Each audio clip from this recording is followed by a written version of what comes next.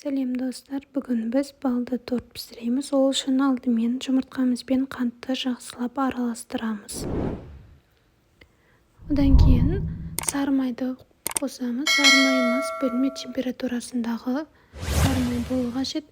Мұздатылған және ерітілген болмау керек. Сосын сүтіміз бен медымызды қосамыз.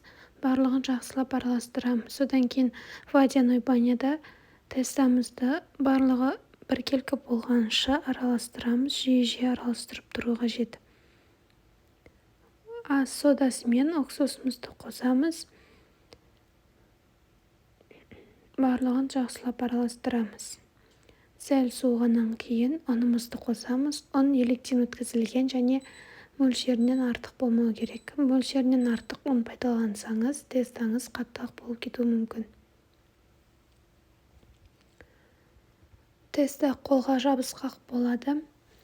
Мөлшерінен артық ұн пайдаланбаймыз. 1-2 сағатқа морозильникке саламыз.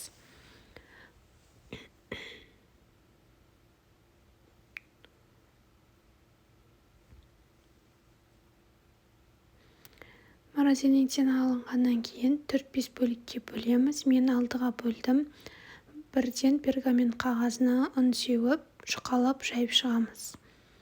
Ұнды артық қоспаймыз, тек қана тестамыз жабысып қалмау үшін пайдаланамыз. 220 градуста 3-4 минуттан пісіреміз. Кальцияның көмегімен форманы шығарамыз. Содан кейін барлығын кальцияның көмегімен жинаймыз.